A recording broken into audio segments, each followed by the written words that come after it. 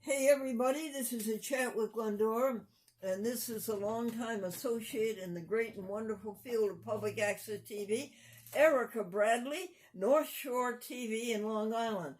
Hey Erica, what's new and exciting out there? Hi Glendora, thank you so much for having me. It's been a while that we've spoken, and I'm so glad to be a part of your show. Oh, thanks. Go ahead and tell me the most recent thing you did that was glamorous. The most recent thing we've done is we've created a show called Back to Business. Oh, cute. And yeah, the goal is to really highlight the local businesses in the community. You know, due to COVID and even before COVID, a lot of the brick and mortar and small businesses were struggling in the neighborhood. So what we decided to do was to just try to really highlight them so people get to know the owners and, the product that they're selling. And so that's something that we've, been pretty proud of doing. And hopefully it's becoming... Yes, Erica, that is real public access. Good for you folks. Yeah. And then actually super recently, we've been having interviews with the candidates running for Congress here for District 3, which is Santos's position. So as you know, that Santos has recently been kicked out of Congress, and so that's our district here. And we have been interviewing the candidates running to hopefully get that position. So that's been a big deal here. Good public access again. Erica, what is your coverage area? So we are the Great Neck North Shore area. So it's basically Great Neck and Manhasset, which is on the north end of Long Island. We have about 17,000 subscribers. Yes, it's a populous area, isn't it? Yeah, it really is. So we're lucky. It's a great community here. And what do you have in sight? What's coming up next there? What's coming up next? Oh, so going forward, so we're planning, in April is our 40th anniversary, if you can believe it.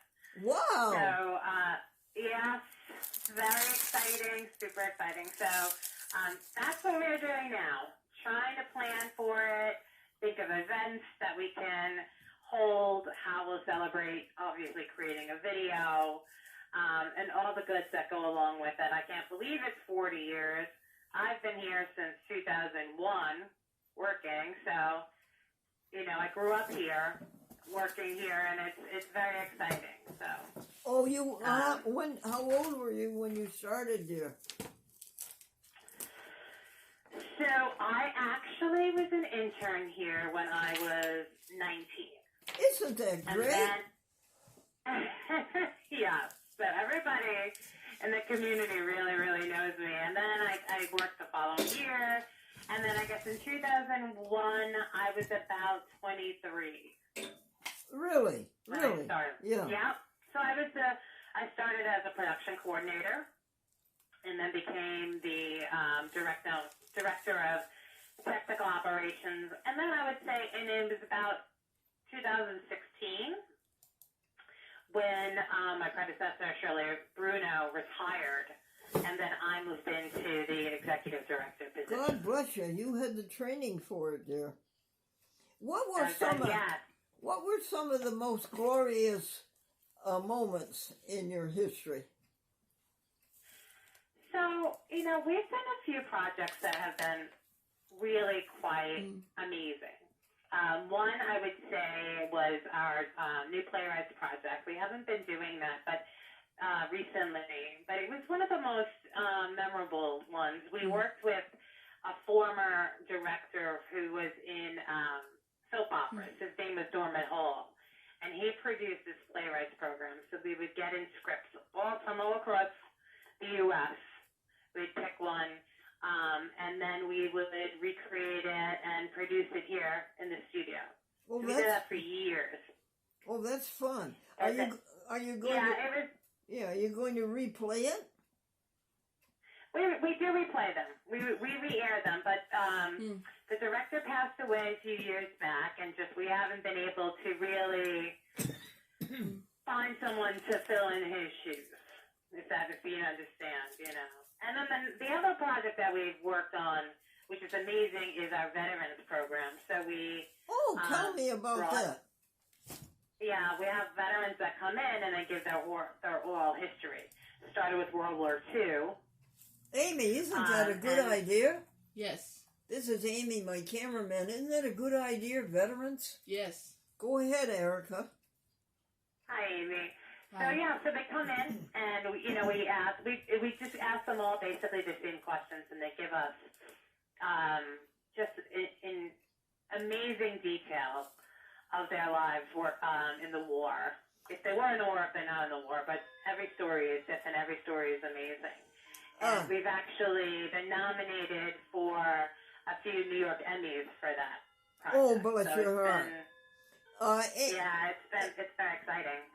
Erica, what time is that program on?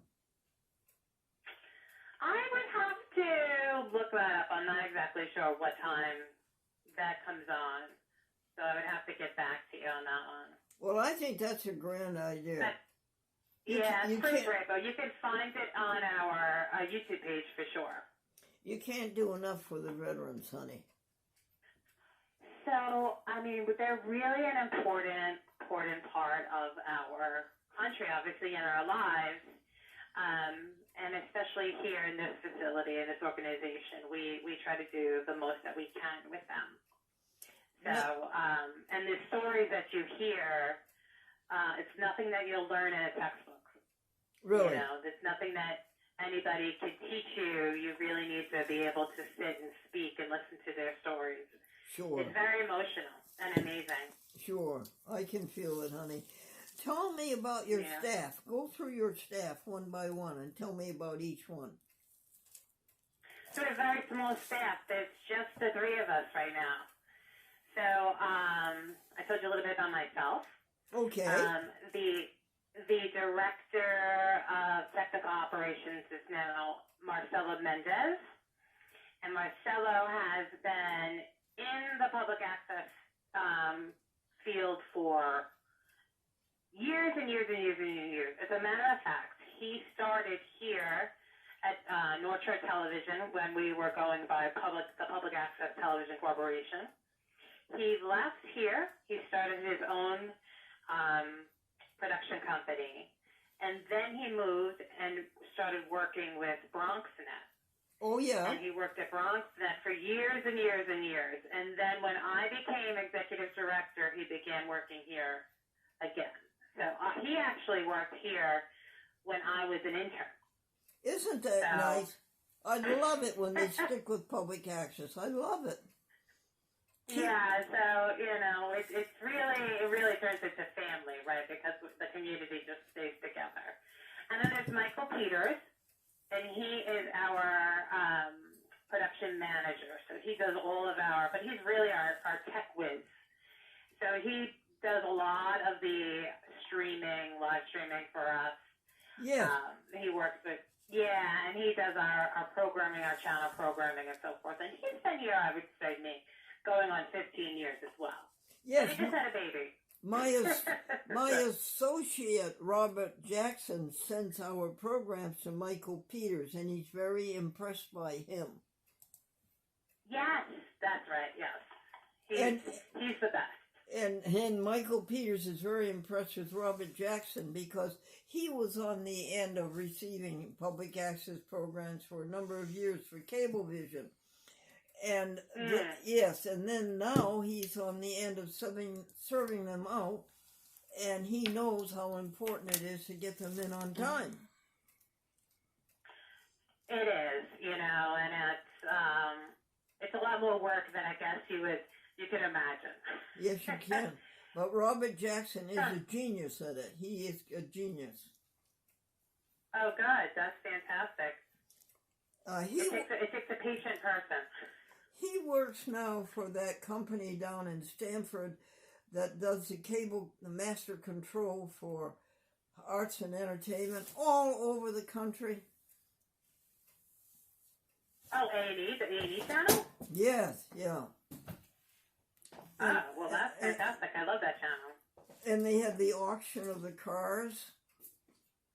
Mm-hmm. Do you ever see the auction of? They have these very high-priced, rare cars, and they have an auction every 2 or 3 weeks. Every 2 or 3 months. Yeah. Okay, No, now. I've actually never seen it. Okay, and now who's next after? That's it. Right now it's just the three of us. We're actually looking for somebody to do we're actually hiring somebody now to do our bookkeeping. So for at this point, it's just the three of us, and then we have interns that come in and rotate through. What about Grace? Where's Grace now? She left. She's no longer with the company. She left back in March. Oh, okay. So I believe so she's continuing her show, but she does her show, she streams her show, and then she does private events, because as you know, she's a medium. So she does her show online and then does private events, and I've seen her do festivals, like psychic fairs and stuff like that. Erica, so she's keeping busy as well. Erica, explain to my people what it means when you say she streams her show. Tell me what it means. So it's all online. So it's not using regular cable. It's just going over the internet. So I believe she's doing it through YouTube, how she's streaming her programming. So now I believe every access center has some type of streaming going on, which means that you could watch it just through a website or our YouTube channel. You don't need TV. You don't need TV. You don't need TV anymore, no. So that's actually one of our issues, right? As a company that uses cable forever, now that the cable industry is not as what it used to be, there are many access centers across the states that are struggling because we do get funded through cable companies, and people are no longer using their cable companies. Yep, my friend in East Hart. Becoming an issue. My friend in East Hartford, Chuck Treat, told me. He says we get paid by the number of subscribers that the cable company has. Every day they're losing subscribers. Every day we lose funding. That's a very big problem that's happening. Yeah. For sure. It's not, and it's not going away. Things aren't changing. The world has changed a little bit, and so we have to figure out different ways to be able to survive. There's a couple of bills that are now out there. Community Media Reinvestment Act, and to try to get us different sources of funding so that we can continue, supporting our communities and creating programming. Yes. That reflects, so there's things out there, but it's, it's different now. Times have definitely changed, for sure. As you know, because you've been around forever, right? You've been doing this for a long, long time. Do you know how long, Erica? I am not sure, but I know it's definitely over 50 years, right? How about 53 years? See? I was close. Yeah. I was close. Yeah. Amazing. How amazing is that? You've just seen so many changes. Oh, yes, so many changes going through. Yeah. I remember when I first started interning, you were doing your show with your husband, right? His name is Franklin, I believe, correct? Yeah, that's right, with my dear Franklin husband, right. Yes. And Erica... So I remember you forever. Yes, go ahead. That was public access really started in Manhattan in 1971, and Glennie came in 1972, dear. Wow. And you know what? And then there was... Go ahead. Go ahead, it's okay with me. Go ahead. What were you going to say? Oh, no, I was just going to say with the great George Stoney that... Yes. That's a huge part. Yep, that's the man. And Erica, Yep. you know what made public access possible? The Sony Portapack. Okay. So you were able to go out and Yeah. take your video on the road for sure. Yes. There's also probably 5 billion pounds. Yes. It was about 18 pounds, honey. The recorder was separate from the camera, and you had to plug the camera into the recorder. And it was very primitive, but boy, it was the first time that girls soccer was seen on TV. It was a very, I'm sorry, my cuckoo clock is going off. I don't know if you could hear it. It was, it was a very exciting, super exciting time when you're able to, go out in the streets and take video and record things. That's right. That's right, Erica. I don't think you were born then, were you? I was born in 76.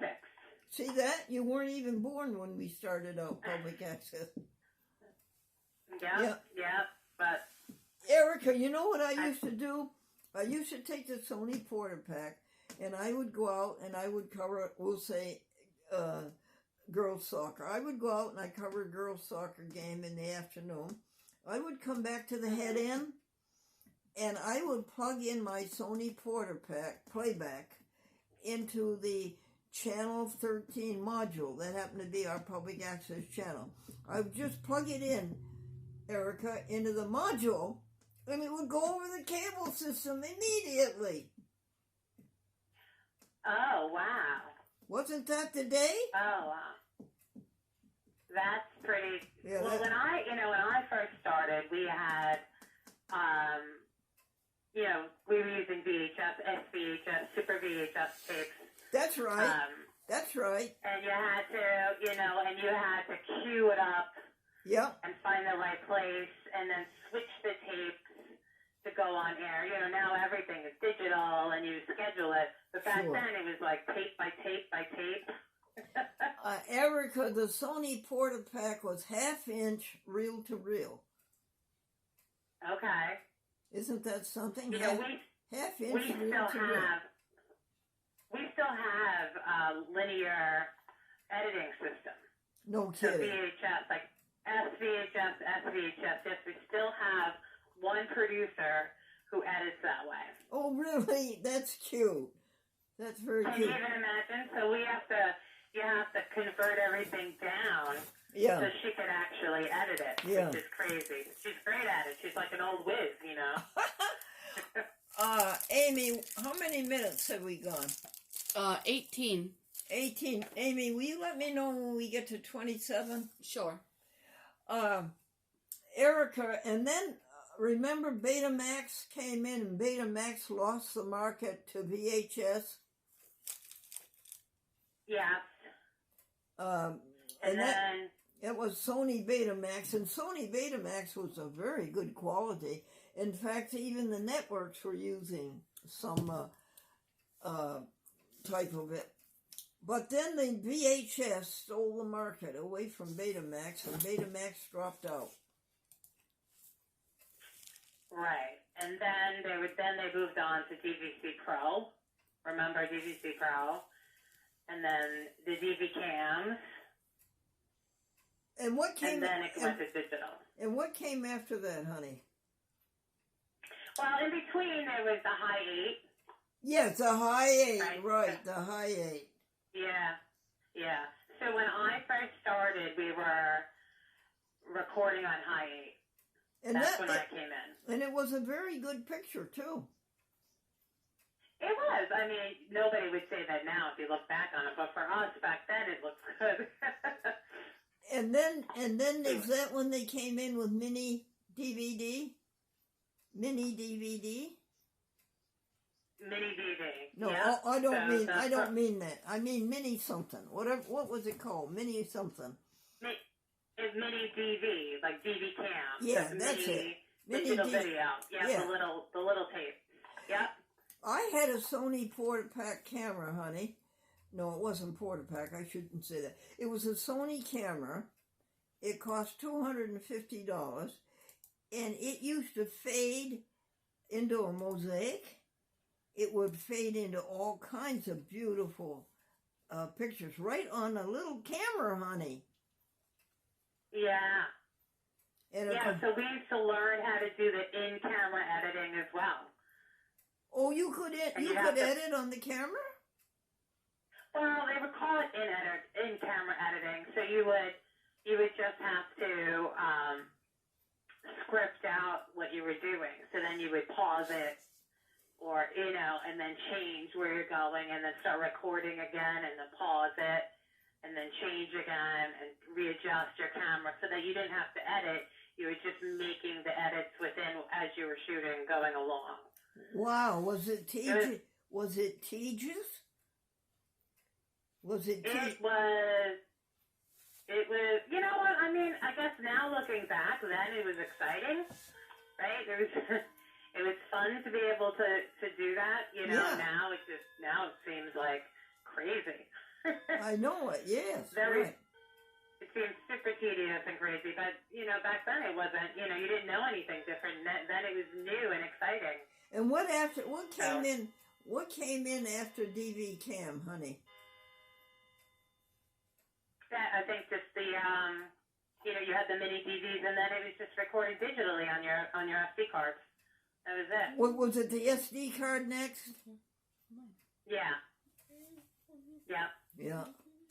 Isn't that an amazing thing, that SD card? I mean, it's great, but they're easy to lose too, right? Yeah. Yeah. Yeah. They were small, and but I mean, it's amazing how much you could hold on a tiny little card. It is. It's the size of a postage. To walk postage. around with, right? It's the size of a postage stamp, folks. It's the size of a postage stamp. And my goodness, honey, you can get 500 gigabytes on it. You can, but you know what? You don't even need it now. You can. There's something called NDI, where you could just record straight into the cloud. Hey, wait a And you second. don't even have to worry about it. Hey, now you got me up, honey. I don't know a thing about that. Tell us about that, will you? Oh, if I wish I knew the technical terms behind it, but it's a way to record. So if you have a piece of recording equipment that is NDI capable, so we have, for instance, in our studio, we have something that's called the TriCaster, and it's in place of a regular switcher in the studio. And so you could send a signal from what you're recording in the studio and say, Marcelo can capture it on his editing system and record and edit live because of the way that this goes. Wow. It's really cool. It's really cool. I mean, I don't know. So I've left my technical wizardry behind. So my administrative head doesn't know all the technical ins and outs of it. But it's pretty amazing. It's pretty cool. Yeah. Just go over it again. What does it do? It takes it from the studio to the cloud? Yeah. So you could you're shooting in, like, say you're shooting in my studio, and it goes through into the TriCaster. That is how we're recording it and switching our programming. And then somehow there's an NDI program in Marcelo's office where he's editing, and he's able to capture it live. No. Without any kind of cable, wireless, it's just up in the cloud. He's able to get it somehow. And where's it? Edit it live. Honey, where does it go out of the cloud? It just captures on his computer. Now, I mean, the ins and outs and the technical whoosy-watsies of how it works, I'm really not sure. And what So does I couldn't give you the... what does NVI stand for, honey? I'll have to look it up. I'm not even... Hold on one second. I'll look it up real quick while we're on the... Okay. Because it's so interesting. NDI. camera. Let's see. Let's see if it gives me a... I could what is ask... NDI on camera? It is a network device interface. Oh, for heaven's sakes. Yeah. Yeah.